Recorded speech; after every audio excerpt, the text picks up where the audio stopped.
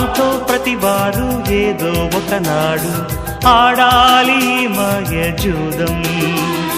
గెలిచామో ఓడామో అది ముఖ్యం కాదు, ఊహలతో వెయ్యాలి పందెం.